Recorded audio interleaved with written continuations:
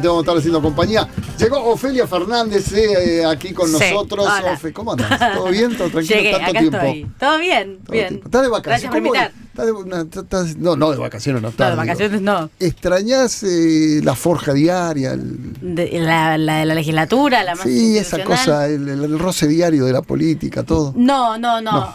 Para mí, no por sin ningún arrepentimiento de haber hecho esa experiencia, de lo que significó, de cómo la aproveché, de lo que aprendí y demás, pero creo que es una etapa en la que disfruto, no sé, me parece correcto estar menos enroscada, digamos, en las tensiones, discusiones, negociaciones de la fuerza política, incluso la fuerza política con otras, y más enfocada en poder interpretar y representar a mi generación, digamos, como alejarme de ahí me está permitiendo un tipo de contacto como con las demandas, realidades y demás de mis amigos para afuera, pero no digo como en una búsqueda un poco más generacional que partidaria en algún sentido, en términos de interpretar los principales problemas y las dinámicas de esos problemas para mi generación, y sobre todo teniendo la tranquilidad de que discuto con estos tipos sin que me puedan romper mucho las pelotas.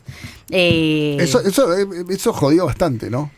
Sí, o sea, sí, pero entiendo que si fuese un tema de cómo a mí me pega lo que me dice, no sé, los marra de la vida, como si fuese una cosa entre ellos y yo, decir que me la banco. El tema es que el efecto que tuvo en la sociedad ese discurso, digamos, la narrativa de los privilegios de la política, o la idea de que uno dice o hace en función de defender su oficina, su sueldo, no sé qué, para mí soltar todo eso sin ningún problema, porque milito desde antes de tener un cargo y militaré para toda la vida, me deja más tranquila para salir a discutir con con la época, con el gobierno, sin que ese sea el argumento. Incluso, con una relación invertida. Los tuiteros, que a mí me volvían loca, hablando de mi sueldo o lo que sea, ahora están cobrando del Estado, ahora tienen cargos importantes en el Estado Nacional o en el Poder Legislativo.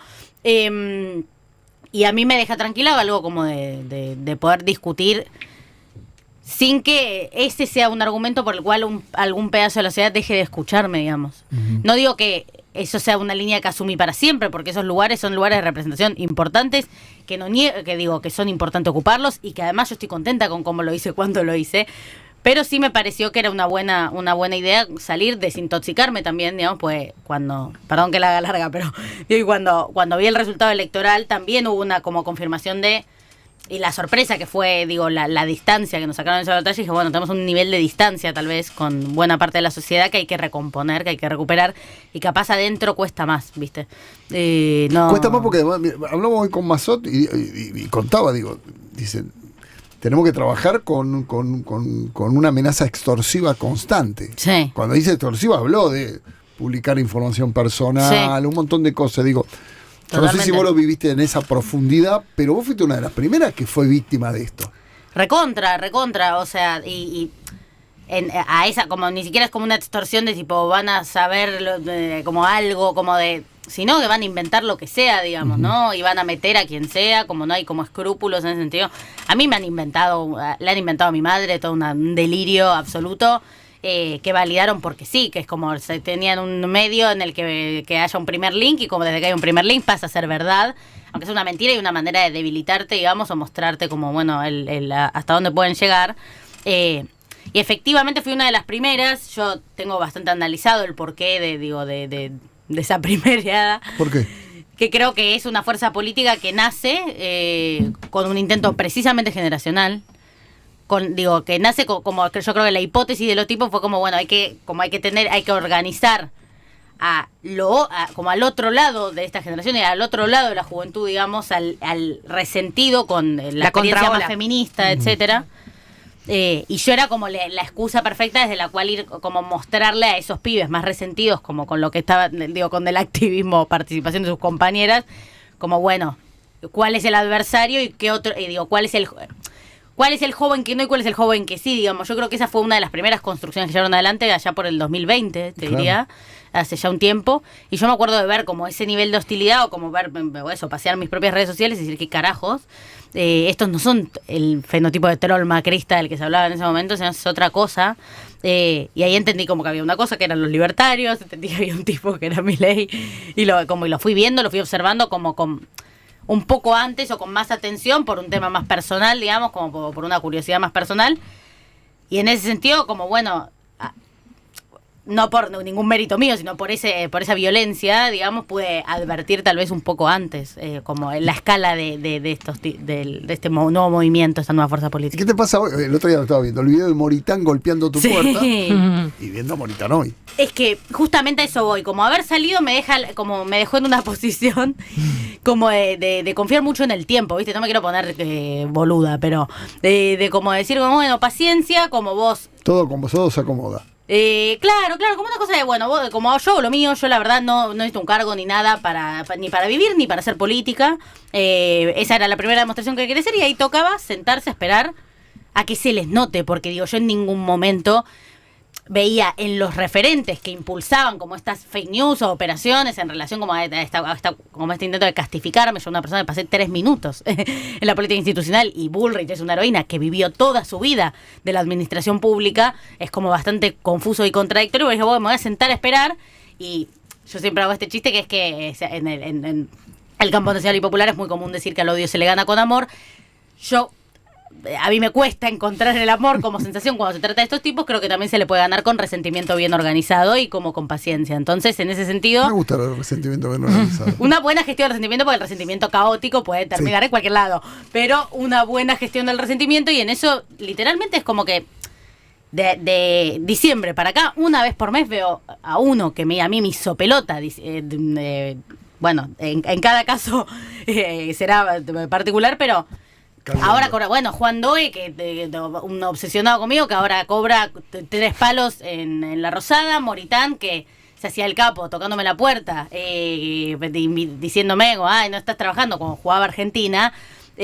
Ahora resulta que, bueno, tuvo que renunciar al ministerio, no tiene ni ministerio ni pareja, de sobrevivir por malversación de fondos. Bueno, qué sé yo, como a mí me alivia algo de poder yo estar en esta posición mientras se demuestra que no había una lucha por la transparencia, ni austeridad, ni ninguna mierda en la política. Había ganas de usar eso o el malestar de la sociedad con la ineficiencia o los problemas que tuvo la política para resolver problemas. Usaron ese enojo y esa frustración para con eso ellos llegar y acceder a esos mismos lugares, esas mismas posiciones, para usarlas peor. Porque yo denuncias por malversación de fondos no tengo. Entonces, nada, me parece que está bueno. Estás en pareja. Toma, Moritán.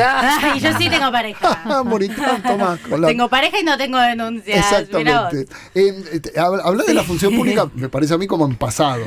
Sí, tal vez es una sensación mía. No, es que en este momento es un pero vos me entendés. Pero sí, es pasado. Sí. ¿Pero es pasado o esto nada más es este receso que te tomaste para mirar y volver? No lo sé, a mí me cuesta ver las cosas, verme a mí misma o mis decisiones un poco antes de tiempo.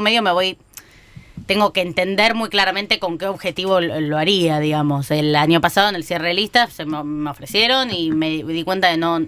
Para los objetivos que yo tenía o para lo que me imaginaba que se venía, no veía que tenga sentido, y para mí hay un problema cuando inertemente seguís ahí, ¿viste? También por cómo es la legislatura, en donde es como, bueno, es muy performática, como no puedes aprobar nada, no está sucediendo del todo una discusión o decisión real, o al menos en mi experiencia. Entonces, como, bueno, nada, sentí que estaba eso agotado para mí. No sé más adelante, por ahora estoy contenta con lo que estoy haciendo y lo veo así, pero no sé. La mirada sobre lo que está pasando ahora. Ayer se votó finalmente el veto y el movimiento estudiantil, digo, vos lo conocés, vos sabés, ¿cómo lo ves vos? Yo creo que que están cometiendo un error grande y no lo están pudiendo dimensionar. Porque, digo, bueno, es como la matriz más psicológica aparece, ¿no? Muchas veces o interviene en la discusión política, y creo que es un gobierno muy orgulloso y caprichoso. Y que a veces, como bueno, deben tener un principio de nunca ir para atrás, que se va a chocar por lo radical del programa, no en el sentido de unión cívica, sí, ¿no? Pero lo radicalizado que es su programa, se va a chocar muchas veces con que hay cosas que la Argentina impulsivamente va a cuidar. Porque aunque puedan mejorar, aunque tengan problemas reconocibles o lo que sea, son parte de las cosas que creemos sostienen a nuestro país siendo justo o bueno o interesante. Y la universidad pública creo que es un caso muy claro de eso. No es una adivinanza que hago, creo que se demostró desde el momento que empezaron a dar esta discusión. Se notó que no era una discusión para mejorarla, que era una discusión para vaciarla, y la defensa no es solo de los que, no sé, como tal vez yo, por ejemplo, tenemos problemas con el gobierno, digo, así, estructurales, identitarios, sino que mucha gente, mi sensación es que tal vez votó a Milei, acompañó a Milei y fue parte de estas movilizaciones o de estos posicionamientos en plan, che, no era esto. Claro. ¿Viste? Pues también es como, la narrativa se puso muy rara, ¿viste? Como hay algo de... Los tipos vinieron como a terminar con la casta, ¿no? Como ese era definitivamente el adversario.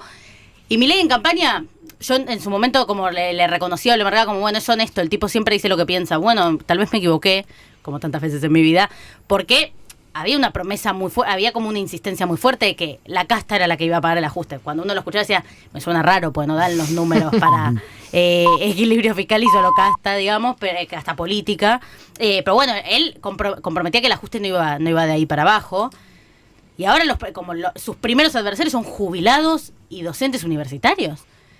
Y los héroes de esta Argentina, de la Argentina que están construyendo y defendiendo, son diputados nacionales que votan ajustes. Es como, hubo una inversión ahí muy zarpada, como en la que la casta terminan siendo jubilados que no llegan a fin de mes, estudiantes universitarios que tal vez que quieren tener ser profesionales por primera vez en la historia de su familia, y los que son celebrados por su esfuerzo, son diputados que levantaron la mano para cagar a esa gente. No de última ellos mismos por hacer ese esfuerzo, digamos. Es muy raro el cambio de eje o narrativa que está teniendo el gobierno, y no sé si le va a salir gratis. Yo creo que todavía hay un grado como de tolerancia y de paciencia, y que hechos así lo rompen más rápido de lo que yo me imaginaba, digamos. Voy a la noticia 10 minutitos más, porque quiero ir ahí, a donde está yendo vos, que es eso, el aguante, la resistencia. Se metieron con un sector que ya lo demostró, muchacho, históricamente, de los 50, 60 para acá y antes también. Todo lo que busqué, la resistencia estudiantil es muy fuerte. Estamos con Ofelia, 11:31, dale. Presenta Maxi Consumo, el supermercado mayorista donde siempre ahorrás algo más. Radio 10.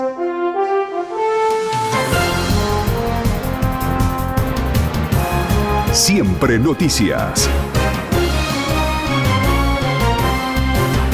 11 de la mañana, 31 minutos en todo el país. En Capital, la temperatura 18 grados 5 décimas. Cristina Kirchner opinó tras el veto a la ley de financiamiento universitario.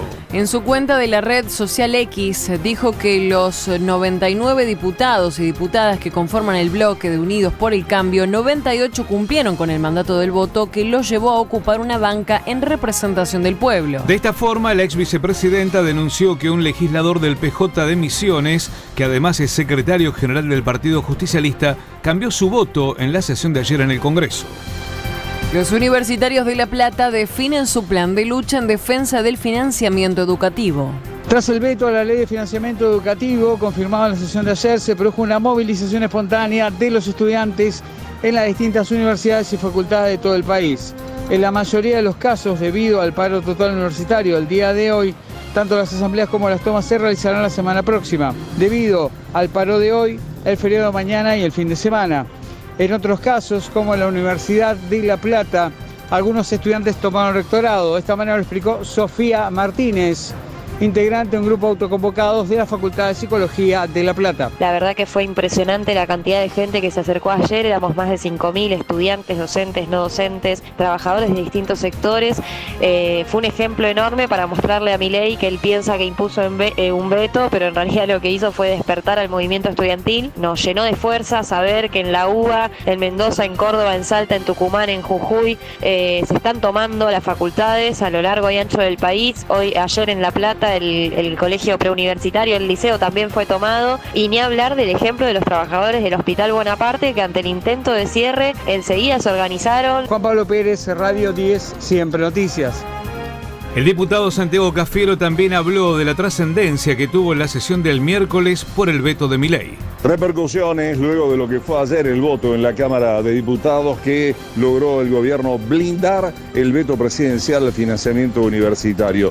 Al respecto fue consultado por Radio 10 el diputado Santiago Cafiero, quien dijo que puede ser legal, pero no es legítimo lo que hace el gobierno. A partir del transfugismo político y de qué manera está construyendo un tercio La Libertad Avanza acá en el Congreso de la Nación, sí, y que tiene que ver, y lo manifesté ayer, con un claro conflicto de poderes donde el presidente no está dispuesto a que avancen las leyes que él no manda al Congreso, pero a su vez algo que tenemos que decir, ¿no? La asfixia, la falta de financiamiento al sistema universitario y a su vez planteando una mentira, porque en la ley estaban las auditorías como forma obligatoria, se cambiaba la fórmula polinómica a la hora de distribuir los fondos que tenían que ver con las carreras estratégicas, con la cantidad de docentes y alumnos. Yo creo que vencieron pero no convencieron. Gabriel Sanfilippo, Radio 10, siempre noticias. Tránsito. Atención, reiteramos en Yatay al 900, Yatay 970, entre Humahuaca y Guardia Vieja, se registró el choque de un auto, en este caso contra la pared de un supermercado. La conductora de 60 años resultó con heridas y fue trasladada por personal del SAME. El tránsito se mantiene intenso en las principales autopistas, pero ya sin grandes contratiempos. Recordamos, el ferrocarril Roca se encuentra limitado, Bosques vía Temperley, operando hasta Temperley, y esto es justamente por un incidente con un ciclista en Florencio Varela. El Sarmiento sigue operando con retraso. Central de Tránsito 710, Cristian Romero. A esta hora en Capital y alrededores, la temperatura 18 grados 5 décimas, la humedad 68%. En Rawson, Trelew, escuchar Radio 10 en FM 90.5. Radio 10, siempre noticias. Maxi Consumo es el supermercado mayorista que elegís y confías. Siempre trabajamos para darte lo mejor. Atención personalizada, el mejor surtido y variedad con todos los medios de pago. Maxi Consumo crece en todo el país, siempre junto a vos. Tus mañanas con Jorge Rial, Argenzuela, en Radio 10. ¿Sí?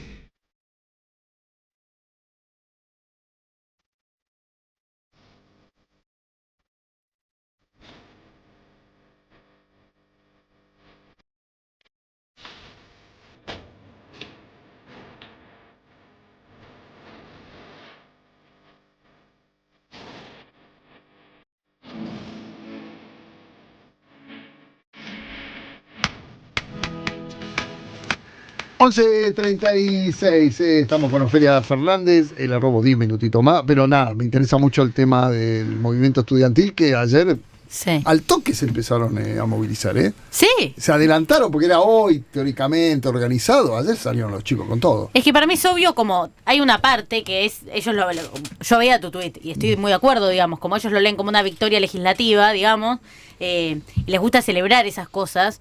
El tema es que están celebrando una decisión que lleva poco tiempo implementándose y ya generó las dos movilizaciones más importantes desde que asumió el gobierno. Imagínate cuando esa decisión vaya adquiriendo mayores niveles de implementación. Es decir, cuando se note más esa falta de presupuesto, digamos, cuando estén más atrasados los salarios, cuando esté más difícil mantener esas universidades, cuando renuncien más docentes, cuando más tengan que no cursar a la noche porque no pueden prender la luz, digo, cuando eso vaya escalando, los que ya, además, que son muchos, participan de esta defensa y ejercitan esta defensa, pueden convencer a absolutamente todos los miembros de la comunidad educativa universitaria. ¿Dónde carajo se van a meter? Ahora, Ofelia, es verdad que está eso de un lado, pero también del otro lado lo que ves en la mayor parte de las encuestas. Uno puede elegir o no creer en las encuestas, pero sale prácticamente en todas las encuestas que el núcleo duro del apoyo a Milei que no cae está sobre todo en los jóvenes, como que, por ejemplo, en los adultos mayores y eso con todo el tema de las jubilaciones empezó a caer mucho la imagen de Milei, pero como que en los jóvenes tiene ahí también un núcleo duro muy fuerte todavía. A eso voy, tal vez incluso hay un montón, hay pibes en las universidades que todavía piensan que esto es una exageración. Bueno, vean cómo se hace para sostener una universidad sin presupuesto. Hay que ver cómo avanza eso en el tiempo, y tal vez ahora les parece mucho la experiencia o de los paros o de las tomas, no sé qué, pero cuando avance el año, como el ciclo lectivo, y se ponga de verdad difícil sostenerlo, creo que no dimensionan como el nivel de adhesión que puede tener ese reclamo cuando se vea que el riesgo es más grande. Ya el riesgo ahora se nota, pero cuando todavía se vea un poco más. Pero a lo que iba también es, no hay como una especie de cambio casi de paradigma en los pibes, en donde hace unos años lo más generalizado era tener como una visión más colectiva de las cosas. Sí. Y ahora aparecen como una visión más individualista. Puede ser. Pienso como dos cosas. Uno, como yo creo que hay cosas, como no sé si es generalizable, creo que hay... Si pienso en esta generación, que es medio la mía, o incluso un poco más chicos, también es como, bueno, es una generación muy arrasada. Entonces, así como hoy es dura, o mañana puede, como, yo creo que está más definida por su apatía y sentido de frustración en su relación con la política que de acompañamiento ideológico recontrafirme. Obviamente hay un sector al que ellos organizaron, pero también hay un sector al que organizó en su momento el feminismo, y eso dejó una sensibilidad en la que tal vez para las pibas jóvenes es recontra difícil conectar con la experiencia política que ellos están construyendo, con su tono, con su vehemencia, con sus prioridades. Pero en el medio creo que lo único mayoritario es como un sentido de como, esto no sé si sirve para algo. Y tiene sentido, como imagínate esos pibes que sus presidentes fueron Macri, Alberto y Milei. Es como, es medio depre. Es como una versión. ¿Y quién va a recibir a esos la pibes década tarada cuando se decepcionen? ¿Quién los va a recibir? Bueno, esa es una gran pregunta, digamos. No sé si se trata de un quién, sino qué expectativa.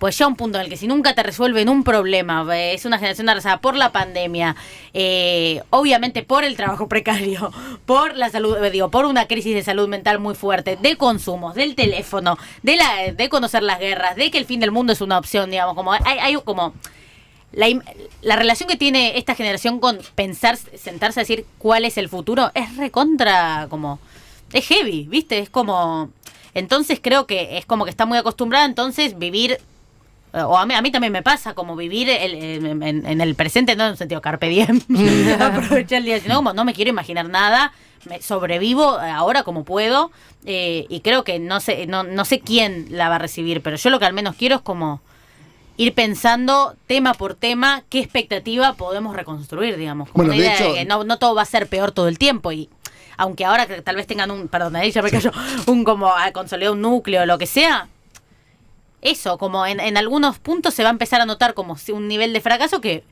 ya hay como tenés entrenado que te van a decepcionar. Entonces tampoco sé cuánta paciencia va a haber como en términos más generacionales con otra frustración, ¿viste? Igual lo mismo que hay para el pueblo argentino, pues la tercera, ¿viste? Que sale mal y sale muy mal. Esa es mi caracterización. Entonces, bueno, no sé. Y ya con esto termino. Pero hablaba recién estoy viendo punto por punto, hablaste de trabajo precario, acabas de editar, de publicar hace un par de días, ¿no? Un laburo sobre eso. Sí, anteayer. Que es parte de ese intento, digamos, como es parte de una serie documental. Este es el primer capítulo, se llama Cómo ganar plata.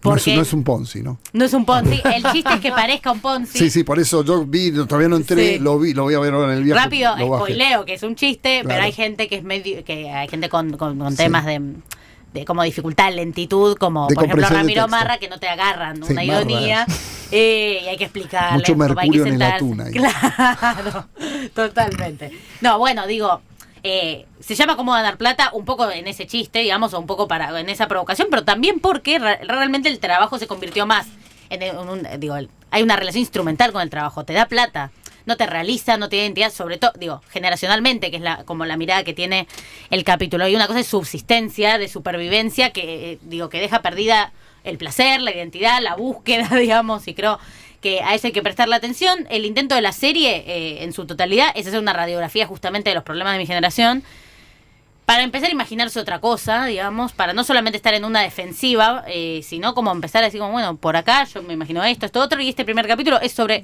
cómo trabaja, que creo que el peronismo cometió un error en la última elección, y un poco desde esa idea es que sale la totalidad de la investigación y de la conclusión, que es que fue a discutir con estos tipos que decían que sobraban derechos laborales, que no creen en los derechos laborales, diciendo como, no te metas con el aguinaldo, vienen por tu aguinaldo, por tu indemnización, nada, sin dimensionar que estamos hablando con 4 de 10 trabajadores en la Argentina, digamos, que hay un montón de trabajadores que con esos derechos en amenaza no sienten nada, porque no trabajan con esos derechos. Claro. Entonces, más que, yo creo que tenemos un problema en el que muchas veces nos ponemos en una posición conservadora, en la que lo que amenazan lo defendemos así tal cual, en vez de pensar qué falta y ir a discutir con lo que falta, ¿no? Entonces yo pienso, si vienen tipos a decirte sobran derechos laborales, vamos a tener que decir, no te metas con estos 4 trabajadores, sino, ¿qué vamos a hacer? Porque faltan derechos en realidad, digamos, como llevar la discusión al otro lado. ¿Qué vamos a hacer con esos 6 trabajadores que no tienen protección, ni de incentivo colectivo, ni sindicatos, ni Estado, ni nada? Hay que meter todas esas estructuras ahí, en algunos lugares sí, en otros lugares no. ¿Qué tenemos para aprender de esos nuevos trabajadores? Y cómo como movimiento peronista. Capaz que hay que hacer una reforma laboral.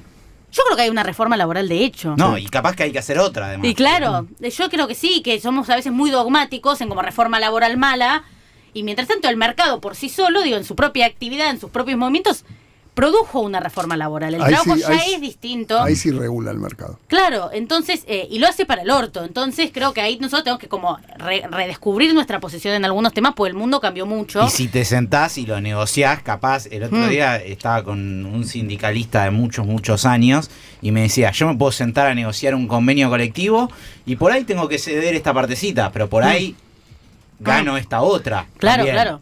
No, sobre todo, igual ni siquiera yo lo pongo en términos que ni siquiera, como de realismo, de pragmatismo y realismo, como la realidad ya es más o menos así, nos guste más o nos guste menos, y tenemos que intervenir sobre esta realidad, no sobre la fantasía del siglo XX, porque cambió, y flaco favor le hacemos a la historia del movimiento peronista, que tiene como parte fundamental la representación de los trabajadores, pretender seguir siendo el partido que representa a los trabajadores representando a 4 de 10, ¿no?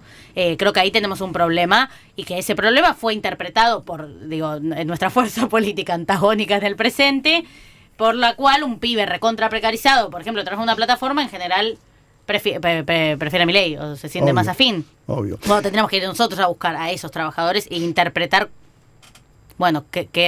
¿Cómo puede funcionar eso en este tiempo? Esto lo encontramos en YouTube. En YouTube se llama Cómo ganar plata, Ofelia Fernández, una coproducción con Corta y Fundar. Muy bien, muy bien. Bueno, entren a verlo. Yo ahora lo voy a ver también. Gracias. Ofelia, gracias por venir. No, a vos. Un gustazo, como siempre. Siempre placer a todos. Gracias. Gracias. 11:45. Estás escuchando Argenzuela.